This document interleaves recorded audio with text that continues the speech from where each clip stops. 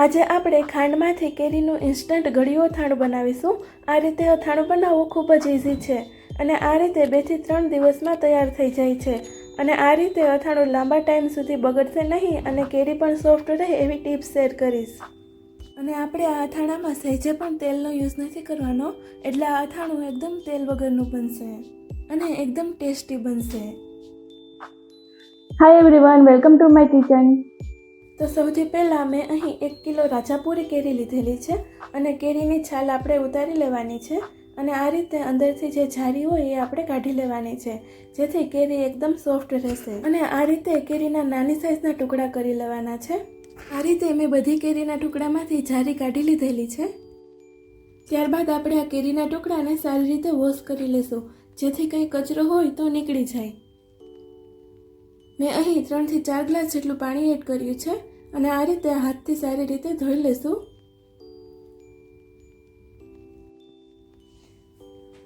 ત્યારબાદ આપણે આ કેરીને ચાળણીમાં લઈને પાણી રિમૂવ કરી દેશું અને આ કેરીના ટુકડાને એક મોટા વાસણમાં ટ્રાન્સફર કરી લેશું। ત્યારબાદ આપણે 4 ચમચી જેટલું નિમક એડ કરીશું। અહીં તમને એમ લાગશે કે આ કેરી ખારી થઈ જશે, પણ આ અથાણું બિલકુલ પણ ખારું નહીં થાય। ત્યારબાદ આપણે 2 મોટી ચમચી જેટલી હળદર એડ કરીશું અને આ રીતે તપેલું ઊંચા નીચું કરીને કે ચમચાની મદદથી આપણે સરસ રીતે હલાવી લેશું। અને આ રીતે આપણે હળદર મીઠાવાળી કેરીને 1 દિવસ સુધી રાખવાની છે અને એ દરમિયાન આપણે આ રીતે વચ્ચે વચ્ચે હલાવતું રહેવાનું છે। હવે 1 દિવસ થઈ ગયો છે, સરસ રીતે ખાટું પાણી છૂટું પડી ગયું છે અને કેરી પણ સરસ રીતે સોફ્ટ થઈ ગઈ છે। આ રીતે તમે જોઈ શકો છો કે અંદર સુધી સરસ પાણી ચડી ગયું છે। હવે આપણે આ પાણીને રાખવાનું છે, એટલે આ રીતે ચાળણી નીચે તપેલું રાખીને કેરીને નિતારી લેશું અને આ રીતે 1 કલાક સુધી કેરીને પાણી નીતરવા માટે રાખી દેશું। ત્યારબાદ આપણે પહેલાં જે ગાજર સૂકવીને ખમણ બનાવ્યું હોય એને યુઝ કરવાનું છે। એને આપણે પાણી એડ કરીને સરસ રીતે પહેલાં ધોઈ લેશું। આ ગાજરનું ખમણ બનાવવા માટે ગાજરને ખમણીને એમાં મીઠું એડ કરીને 1 દિવસ માટે રાખેલું હતું। ત્યારબાદ પાણી કાઢીને આપણે 2 દિવસ સુધી સૂકવવાનું છે। આ રીતે ખમણ તૈયાર થઈ જશે। ત્યારબાદ આપણે આ ખમણને ચાળણીમાં રાખીને આ પાણી રિમૂવ કરી દેશું અને આ રીતે આ ખમણને હવે આપણે ખાટા પાણીમાં રાખવાનું છે।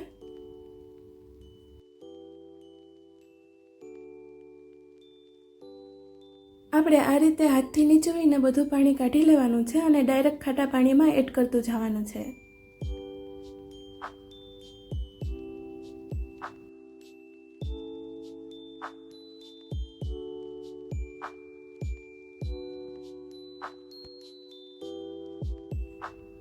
હવે આપણે આ ખમણને ખાટા પાણીમાં આ રીતે તપેલું ઊંચું નીચું કરીને સરસ રીતે મિક્સ કરી લેશું અને આ રીતે 1 કલાક સુધી આપણે રહેવા દેવાનું છે।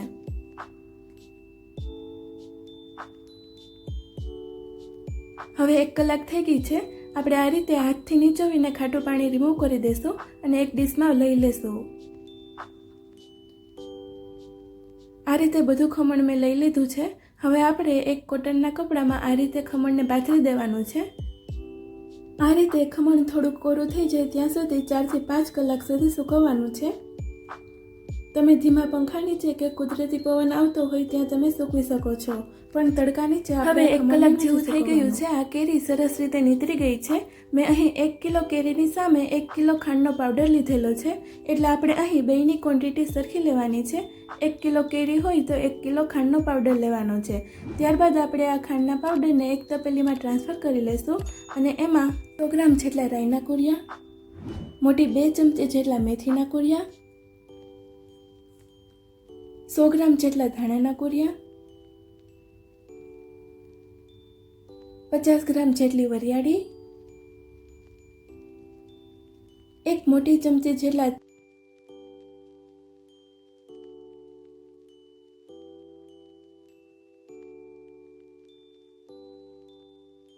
ત્યારબાદ મેં અહીં રેડીમેડ ગોળ કેરીનો આચાર મસાલો લીધેલો છે।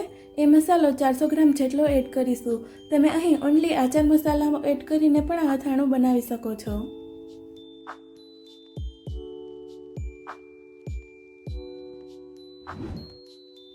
ત્યારબાદ આપણે આ કેરી એડ કરી દઈશું. આ રીતે આપણે કેરીને 1 કલાક જ નીતરવા દેવાની છે, જેથી આ ખાંડ સરસ રીતે હારે ઓગળી જાય. અને આ રીતે આપણે બધું સરસ મિક્સ કરી દઈશું. આ રીતે કેરી એકદમ સોફ્ટ બનશે. અને આ રીતે 2 દિવસ સુધી આપણે વચ્ચે વચ્ચે હલાવતા રહેવાનું છે. આમાં થોડો પાણીનો ભાગ હોય છે, એટલે ખાંડ સરસ રીતે ભળીને ઓગળી જશે. હવે 2 કલાક પછી તમે જોઈ શકો છો કે થોડું થોડું પાણી છૂટવા માંડ્યું છે. અને આ રીતે આપણે સરખું મિક્સ કરી લઈશું. હવે 5 કલાક પછી થોડું બધું પાણી છૂટી ગયું છે. એમ ધીમે ધીમે આમાંથી પાણી છૂટશે અને એકદમ સરસ રીતે મિક્સ થઈ જશે. આ રીતે આપણે મિક્સ કરતા રહેવાનું છે.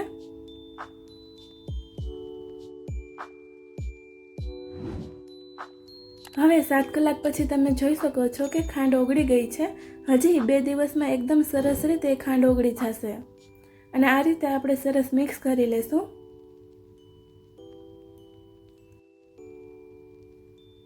આ રીતે તમે આ અથાણામાં ગાજરની ચીરુને તડકા છાયાવાળી કરીને પણ એડ કરી શકો છો.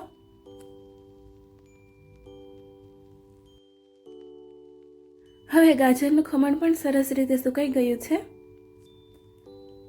હવે અથાણામાં ગાજરનું ખમણ એડ કરી દઈશું અને આ રીતે સરસ મિક્સ કરી લેશું.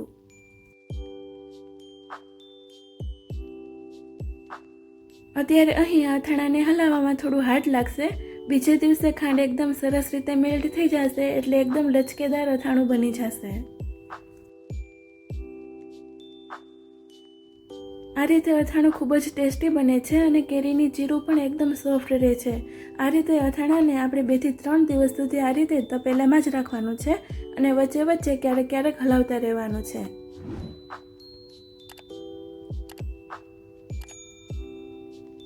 હવે સરસ રીતે મિક્સ થઈ ગયું છે. આ રીતે દબાવીને આપણે એક પ્લેટ ઢાંકીને રહેવા દેશું.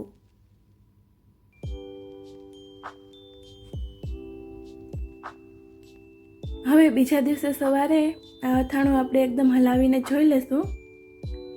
તમે જોઈ શકો છો કે આ એકદમ સરસ રીતે ખાંડ મેલ્ટ થઈ ગઈ છે અને એકદમ લચકેદાર અથાણું બની ગયું છે.